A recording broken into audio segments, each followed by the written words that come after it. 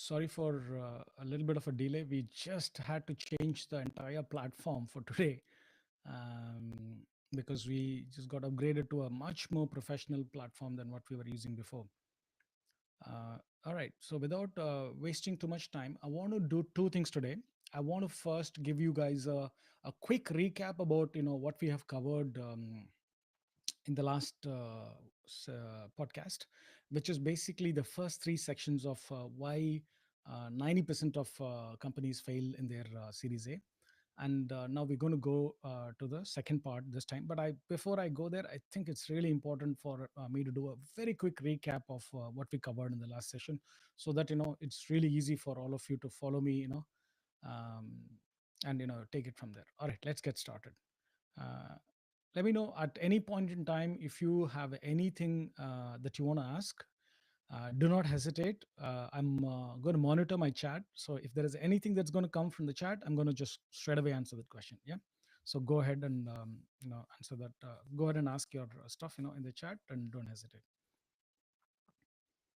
All right, let's get started. Fantastic.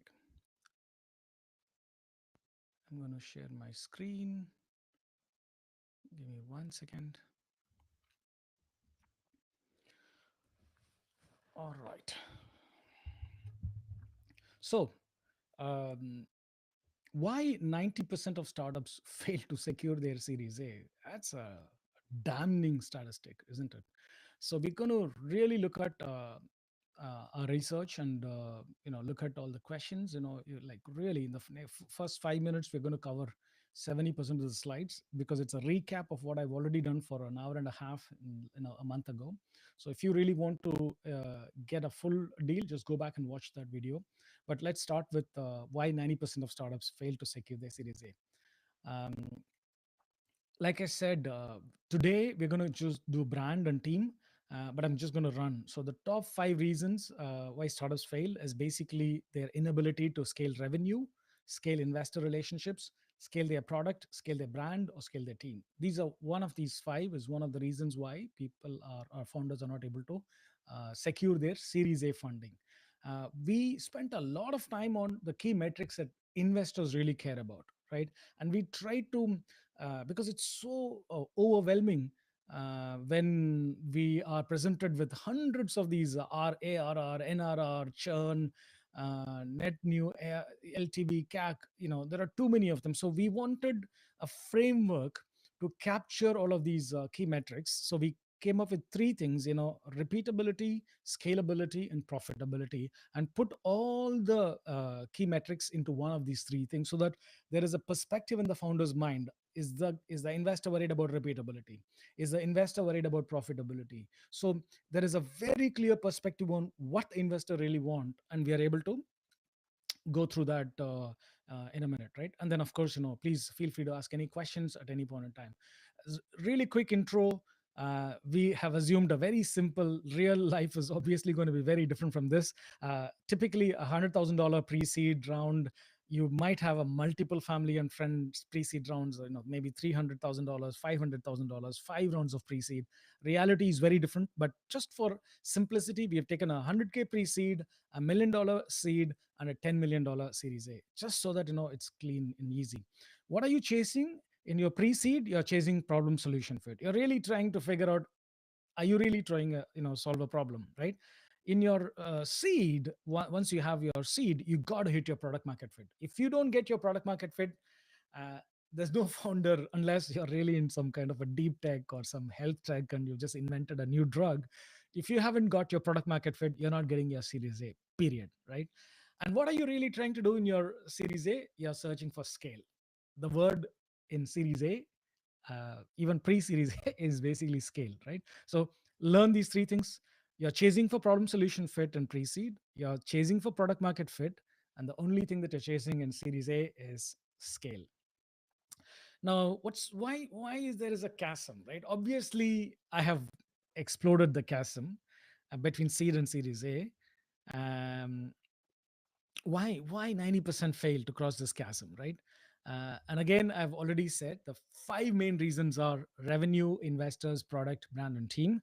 uh, and you got to be able to cross this chasm. Now, uh, I'm going fast because I've already done a lot of things on each one of them, because I want to go to the main one where we're going to stop, right? So, scaling revenue. Now, when we ask founders if they generate revenue, pretty much, remember, this is, people are pitching for Series A, right? If you're pitching for Series A and you don't have revenue, and again, a few exceptions like deep tech, med tech. Other than that, everybody brings revenue, right? Then we ask the question: do you have a proven method to achieve it? Mostly they say yes, right? They all have figured out a method to achieve revenue. But when you ask them, are they able to demonstrate that their method of generating revenue is scalable? Is a huge problem, right? They say, yeah, it's scalable. Yeah, our revenue is scalable, but when we ask for proof, a demonstrable proof that they have done A, B, and C, and they've got 1x revenue, they did that 10x times and they got 10x more revenue. That clear linear correlation or a nonlinear correlation is what really demonstrates that you have a formula that is scaling. As you scale the left hand side, the right hand side revenue is also scaling along. This is where I think, a huge proportion first of all think, then they say no, right? And this is something that, look, you got to remember, right? Your Series A investor is fundamentally investing in you because he wants you to scale. And if you do not have a way to scale your revenue, you're done. You're pretty much finished at that point. Okay, so how can we demonstrate revenue scalability, right? Again, I'm going to remind everybody that we are talking about Series A. We are not talking about seed, and at this point in time, you are anywhere between $1 million to $20 million in ARR. I mean, 20 million is too much, but let's say you're at least clocking $1 million in ARR at this early stage, right? The three key questions that the investor, it's not just for the investor, it's for all the founders as well. Is your revenue repeatable? Is it scalable? Is it profitable? Okay, how do we prove to the investor that it's repeatable? Number one, is my net revenue retention above 100% year on year or even quarter on quarter, right? It doesn't matter because you're starting. So even your quarter on quarter, can be a very healthy NRR. So your net revenue retention is above 100%. Your net new ARR is above and growing more than 200%. Your LTV is at least your lifetime value from a client is at least 3 times your CAC, which is your customer acquisition cost. And just to expand that further, your NRR basically tells you your clients love what you deliver. They not only stick with you but expand for more. This also leads to a negative churn, right? Which is amazing. If you show negative churn to an investor, your investor is like, wow, they love negative churn, right? So NRR is a function of the love that your clients have with you. They stick with you, not just stick with you, but also expand, and you also have a negative churn, right? So that's your NRR. Your net new ARR is nothing but your new ARR for the quarter or for the year, plus the expansion ARR from your existing clients. Let's say you had 100 clients as of the last year. You added another new 100 clients. So it's your net new ARR or new ARR that came from the new 100 clients, plus the expanding ARR from the old 100 clients, minus the churned ARR from the people who left you. Let's say you had 100 clients, you added, let's say, 50 more. So what happened? And let's say 10 of them churned, so you now have only 90, but you see the 90 people are spending more than what the 100 people spent previously. So that's your expansion ARR, right? So your new ARR plus your expanded ARR from your old clients minus the churned ARR that you missed from the ten clients who left you is basically your net new ARR. And this net new ARR cannot be flatlining. It must be growing 2x or 200% year on year. I think it's not, it's okay to say that, even at a quarterly level, it is the growth rate is, pretty good, right? So it's very important. And finally, profitability. Your LTV must be three times. And as another one to really look at is your, the number of months that you take to recover your CAC must be less than 12 months, right? Even if your LTV is not three times CAC, this is a second one that you can, really, rely on. So all of these only matter if your, entire team is obsessed about, when will we run out of cash.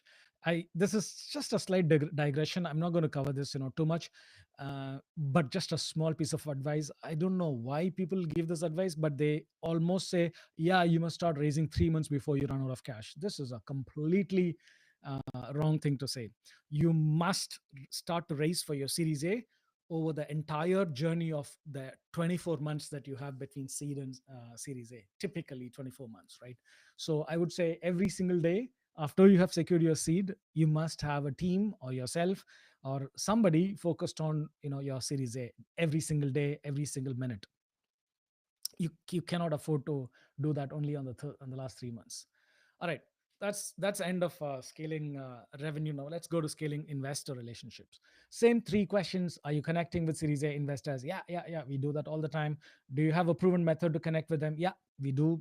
We have a list of all investors, we connect with them. But then comes a question: are you, while you're connecting, while you're scaling, are you really nurturing your relationship with these investors? Ah, this is a very, very, tough question. Even though people say yes, yes, there's a huge no to this. Often, oh, I'm like fully focused on product development. I'm focused on revenue. I just finished my seed round. What the hell? Why do you guys want me to nurture a relationship with a Series A investor at this point in time? I have 24 months to even before I, start to pitch and raise, a Series A. That's really where, you gotta be connecting and you got to be nurturing and you got to be building relationship with these investors, not when you need the money, but when you don't need the money. Throughout the 24 months, you got to be, nudging them, updating them, adding them to your list. It's such an important thing. I cannot stress this more than enough. All right, now how do we do this, right? um, same three formula. I know I'm trying to fit a lot of things into the same three things, but we simply can remember these three things really well. So how can we nurture investor relationships? Is it repeatable, right? I have three ways in which I meet with investors, and I can definitely figure out one way, maybe attending events or attend or through LinkedIn or through Crunchbase or through AngelList or through some way. You have figured out that I have a repeatable daily, weekly, monthly way of nurturing relationships.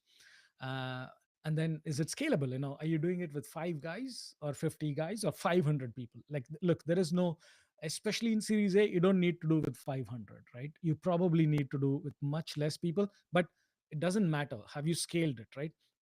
Are you able to, have your net new investor connections, around 100 a month?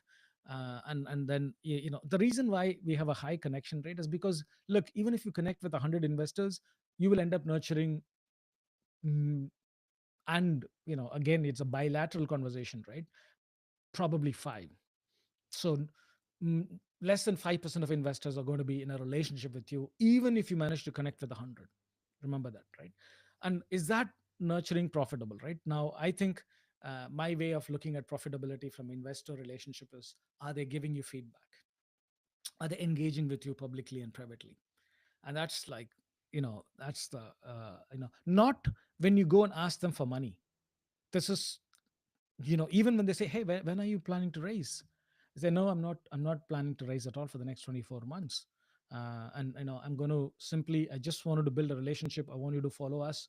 I want your feedback, which is why I'm in touch with you. So simply do not ask, do not pitch, for a long, long time. Let them soak in into your product, into your industry, into your updates. Soak them in, before you pitch or even, ask them for anything. Again, I've given a list of things that you can go through. What are the ways in which you can nurture? What are the ways in which you can connect? And what are the ways in which you can, get feedback? But fundamentally, I think one thing is extremely important, because this might be a little tricky. The middle part: investor in your niche, we call them P1s. Investor in your industry, we call them P2s. Top CXOs in your niche or industry, who may not be, a professional investors, we call them as P3. So it's really important that you are able to, connect and nurture relationships on all these three, P1s and P2s and P3s. The remaining is pretty straightforward and, self-explanatory. Right. Now comes scaling team. This is a huge one. I think we talked about, revenue, which is so obvious, investors, which is again very obvious. Team is the most important thing, when you're trying to raise seed, because without a good team, you're never going to get your seed. But how important is team when you're raising your Series A? Right, again, the same three questions. Do you have an A team? Yeah, definitely. Without an A team, how the hell do you expect, we have come so far? Do you have a proven method to build it? Yeah, of course. We have a superb hiring team. We're able to build, etc., etc. But then when the question comes, would you be able to demonstrate that you're able to scale your A team, in the countries that you are scaling, in the industry sectors that you're scaling, or in the, whatever segment? It could be industry, it could be country, it could be anything, right? And there comes a problem.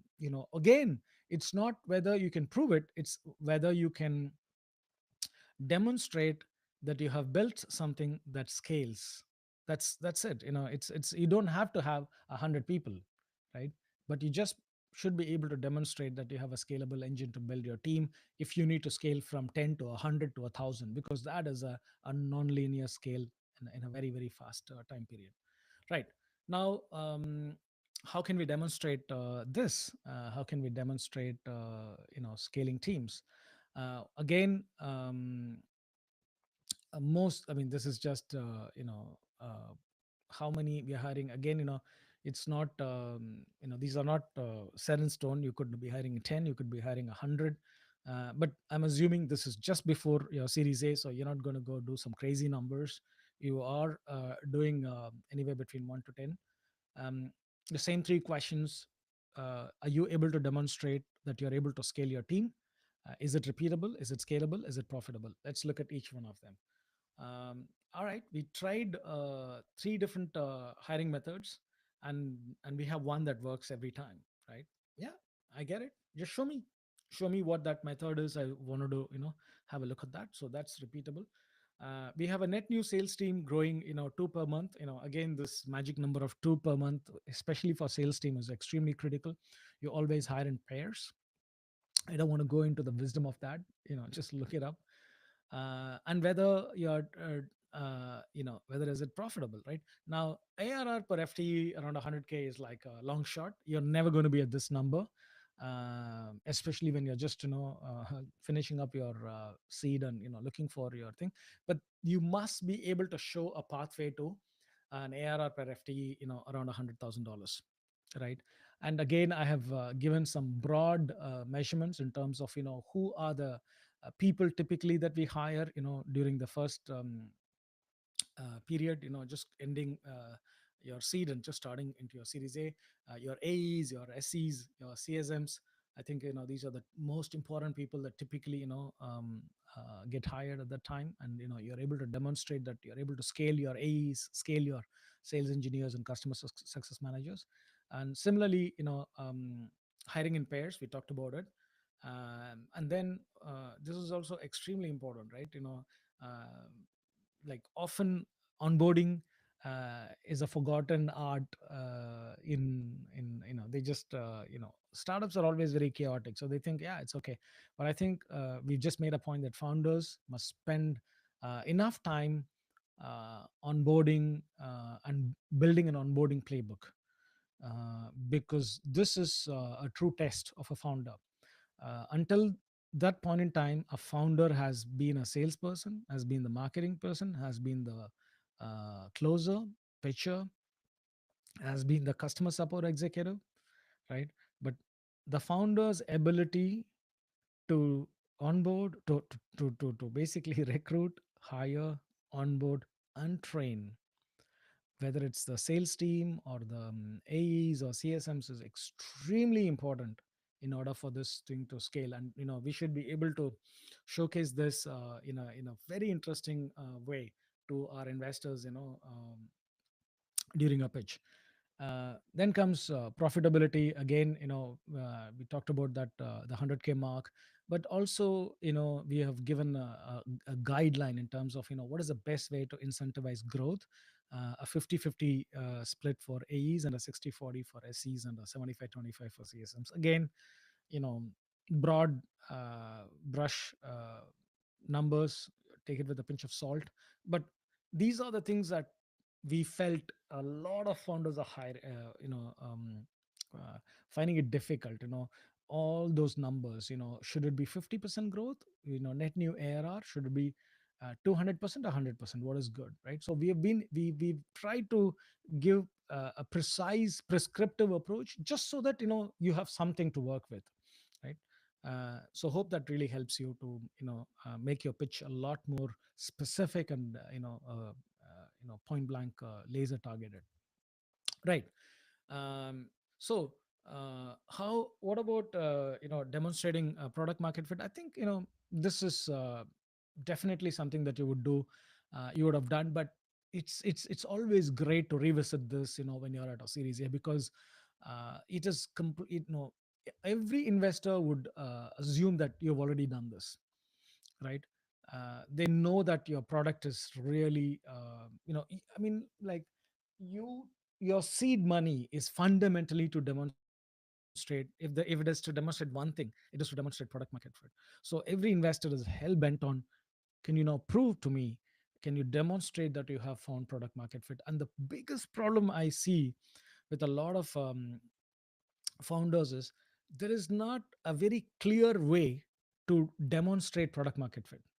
People think they've got it, people intuitively say they've got it, people say, or have some anecdotal stories, but I think we need to really move away from that. And so if you're interested, we will do another session, or have a very specific dashboard, just to show how we do product market fit. Because lack of time, I'm just going to run to the next one, which is, what about brand? you know Now, in the broad set of things, when you have talked about revenue, when you have talked about investors, when you have talked about teams, and then when you have talked about product, these are like, killer things. Now, brand, um, if you, I would probably, I would give a 10% weightage to brand. It's not the most important thing, but nevertheless, I've decided to include it in the five categories, because I think if there is one thing that can help you scale, then it is brand. Because everything else, revenue, investor, product, and teams, are all inward facing. Yeah, you can argue that revenue is outward facing, but honestly, revenue and investors are also sort of your own inner circle, core key customers. If there is one thing that's going to catapult you, uh, once you've got your Series A, then it is your ability to scale your brand across countries, across industries, across regions, and whatnot. So, if you have a proof that you are, obviously, the same three questions: does your brand resonate? Of course it is, right? Do you have a proven method to create your brand image, your brand icons, your brand story? Yeah, yeah, yeah, everything is a yes. But when you are asked, can you demonstrate that your brand can scale effectively? And that's where the real problem starts, like everyone everywhere else. So once again, spending time on how we can scale the brand is going to be super critical and super important, right? I'm again, I don't want to get into how you scale your brand, because I think there is, massive lectures and massive literature on scaling brand. So I'm going to pause here. I'm so really sorry that I went through this so really quickly, only because I wanted to make sure that we spend as much time as possible in in question and answer. and then try to answer your questions rather than just running through those things. But what I've done is I've given you a broad spectrum. 90%. So just to give you some numbers, right? We're talking about nearly 4 million odds of founders right now, operating globally. Out of that, any point in time, I think a million or 2 million of them are raising their seed. So that's a huge number. Approximately, uh, you know, uh, I think in a year, 40 to 50,000 founders are successful in raising seed. So if you look at the drop from 1 or 2 million to 40,000, we're talking about like, less than that's a huge drop, right? And then what do these 40 to 50,000 founders end up? So how many of these 40, let's say 50,000 founders, how many of them get to Series A in 2 years' time? We are talking about less than 1,000 every year. That's a massive drop, right? So and these five things that we have analyzed is fundamentally, how you could be a part of that 1,000, right? So I know it sounds low. It's not like from 10,000 to 1,000. It's like from 40,000 to 1,000. It's a massive, massive drop. Um, so it's really important that we look at it carefully. So now let's do one thing. Let's take questions from all of you, so that we are able to look at the reality, and be able to address how that yeah, let me quickly take a look at the questions. Okay. All right, the first question, I don't know how I can project this here, but let me read the question so that it's easy for all of you to understand. The first question is, what is the right way to build a relationship with Series A investors, and when should you do it? Now, hmm, I think uh, there is no right or wrong way. I think you got to do it early. Any kind of relationship that you build has to be a longer term. You should not be trying to build a relationships today and pitch to the investor tomorrow. That, in my opinion, is disaster. Try and build the relationship 2 years down the line before you even ask for the money. Keep updating the investor subtly, non-intrusively, not on their face. And then I think that, uh, in my opinion, is worthy of an entire book, because there is a lot of material available on how to go after investors, but there is very few material that is available on how to make investors come after you, right? Of course, you should know that you cannot advertise your raise. Right? So you can't become smart and say, oh, I'm going to do some inbound marketing, right? You cannot advertise, it's illegal. SEC in the United States, the law varies, but it's not legal to raise capital and advertise unless you're have registered, either for crowdfunding or for I think it's Form D, if I'm not mistaken. So 99% of the raise cannot be advertised, because they are uh, so you got to be really careful. But at the same time, um, you know um, yeah, it's really important to build relationships. I cannot stress this enough. Okay, so that, hopefully that answers the question. Let's go to the next one. um, that's a really interesting question. What kind of information should I share during the relationship building phase? Now, we really have to be extremely careful. Um, I would, you know, I would just I don't know why this. I've even asked some of the leading experts in this field.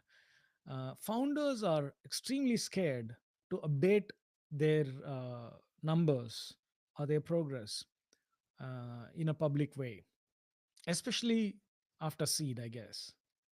Um, there are nuances, um, but whether it's good or bad, it's both. It works both ways. You don't have to always update good stuff. I think there is immense authenticity if we are able to publicly talk about our progress, whether it is numbers, quantitative, qualitative progress, a minimum every month, worst case every quarter.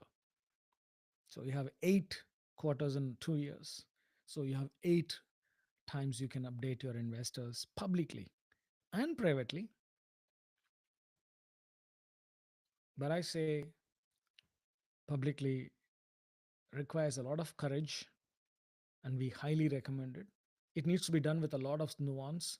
You cannot simply go and talk about raising. It has to be about your company updates. I think that's really um, really important. Yeah. Uh, Let me go to the next one. Um, how do I demonstrate sustainable competitive advantages? I think it's a really good question, right? Because competitive advantage is something which every investor looks for. But how do you demonstrate that, right? Um, my opinion, I think uh, we've looked at revenue, and I think any kind of I think a negative churn is a great way to demonstrate that, because you must be thinking, wow, how is negative churn um, related with a competitive advantage? See, if a client buys into your idea, and if the client stays flat, okay, that's one scenario. If the client buys into your idea and starts to expand with you, right, you definitely have some kind of a competitive advantage, right? And what that also will lead to is, even if you are losing clients that are not the right people, who do not need to use your product or service, even the ones that have gotten on board with you, they are actually growing at a pace faster than the people who are dropping out because they are not the right customers, or they're not happy with you, whatever it is. So while you can choose a lot of IP or product functions, features as your competitive, good looking architectures and demonstrations as your competitive advantage, I truly feel if you could demonstrate that your clients growing with you, and your the clients who are leaving you are leaving for the right reasons, and the clients who are staying with you for the right reasons, meaning they're expanding, I think you can demonstrate a fundamental competitive advantage, more than anything else that might come through functions and features.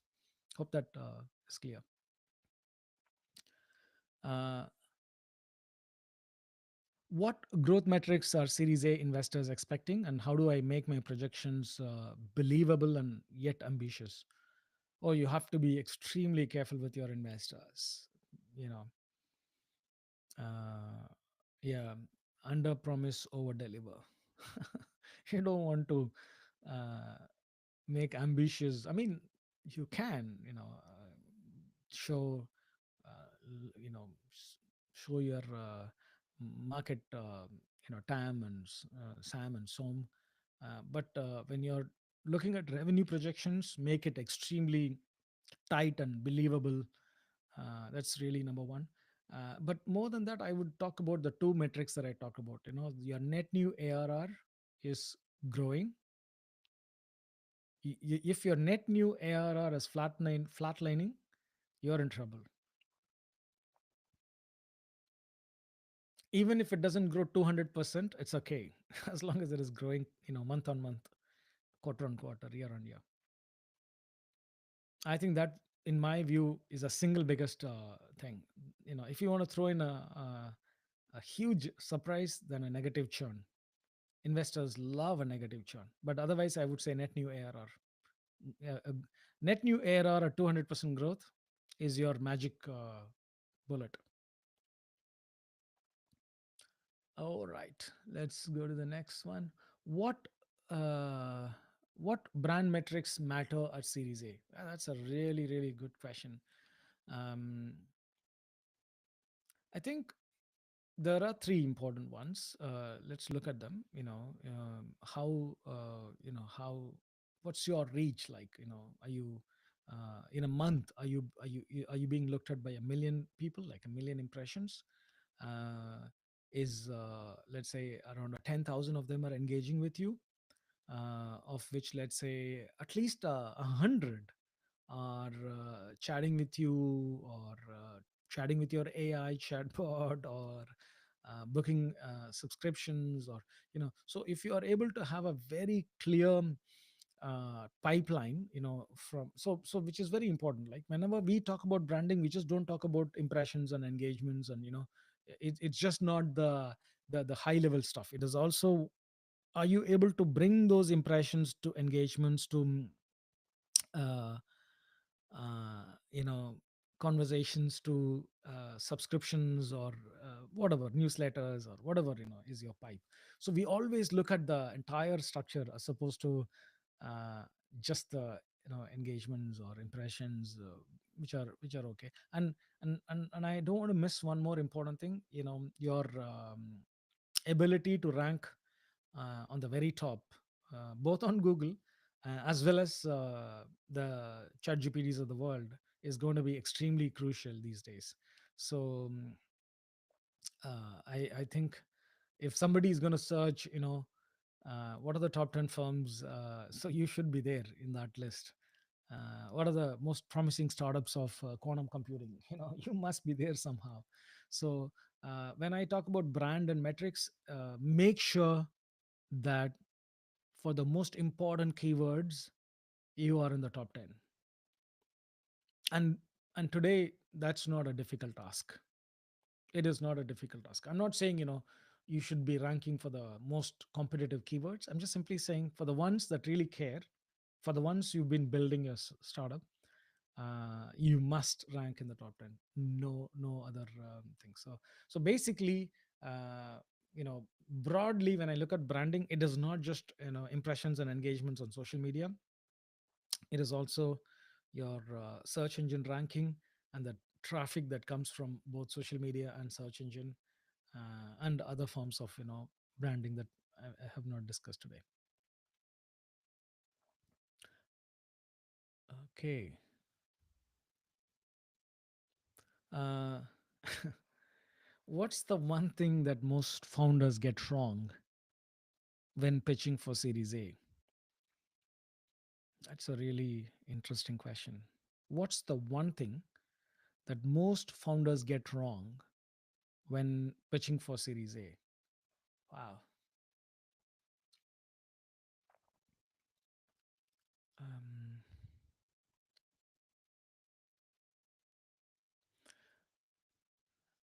I think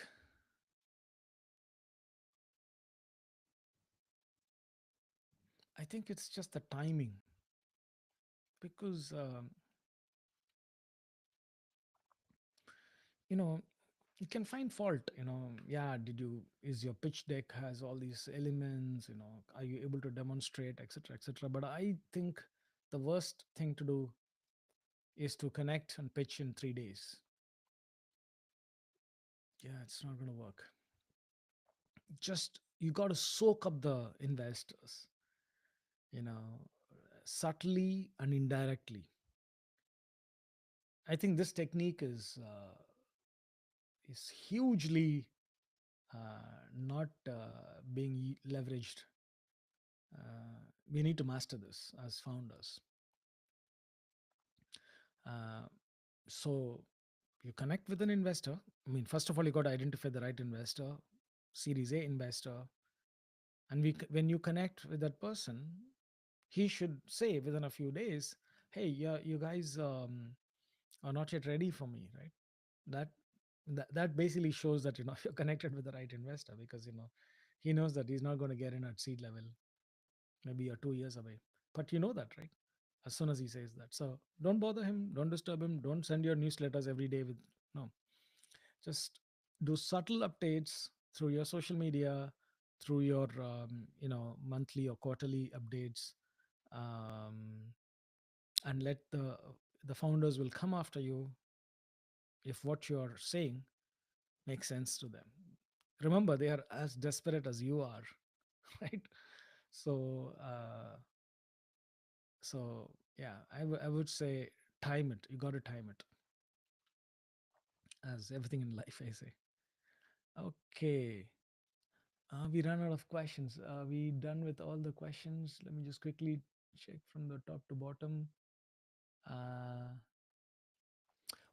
that's an interesting question I missed. What are the executive positions that are crucial for Series A? Very interesting.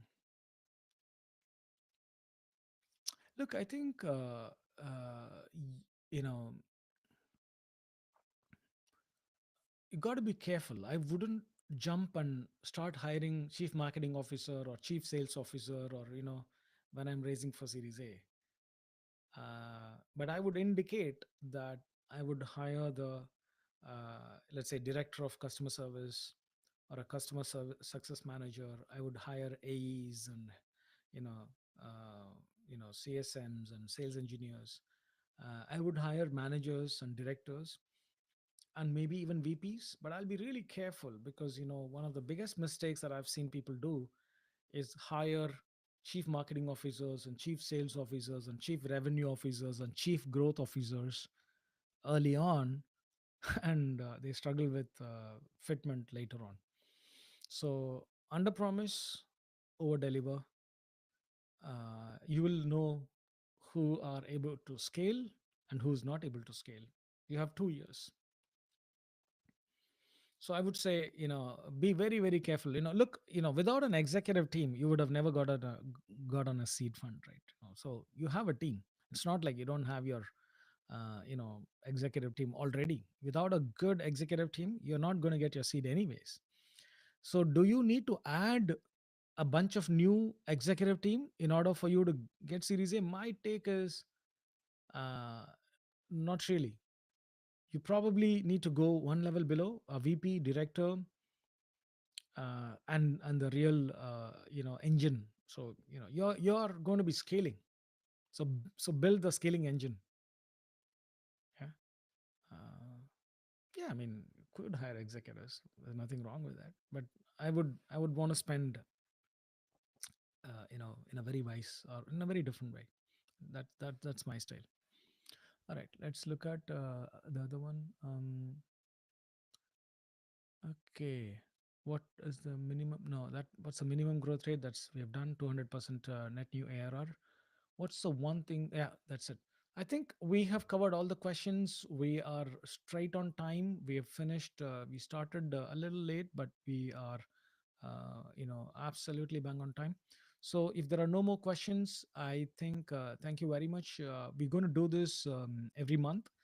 Um, we started with Series A because Series A is a very precise game.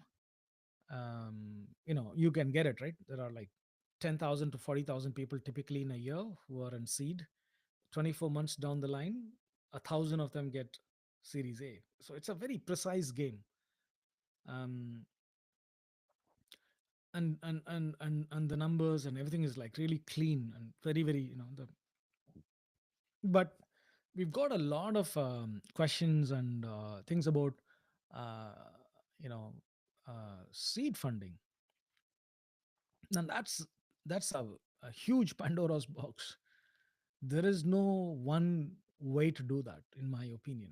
We have worked with more than 200 startups so far, and we have our recipe, we have our you know but I don't think I can define precisely what should be your ARR or what should be your. It's wild. You could raise seed with a very interesting pitch deck, even without an MVP, with no revenue. Um, the variations of seed is so. When I say seed, I mean seed and pre-seed. is so wide that it is impossible to catch them and say, okay, do these five things and you're good to go. It's very surprising, that seed is even more complex than Series A, because Series A is big money, right? 10 million, 20 million, 30 million. But it's not that hard in terms of, it's very precise. Um, but we are being asked to attempt it. Uh, why 99.9% of founders never make it to even seed? We're going to try that. Um, we need a different framework. We cannot go with repeatability, and we cannot go with scalability, and that framework is not going to work for. It's not going to work for seed. Yeah, which is extremely challenging. So I'm going to try and see if I can collect a number of either founders or investors who've invested over the last 10, 20 years. And we're going to see if we can have a panel of people who can just, impart some wisdom when it comes to raising seed. So that's pretty much what I had for today. So we'll meet exactly in a month from now, the first Tuesday of December. I don't recall what that date is. So until that time, thank you very much. I'll see you next month.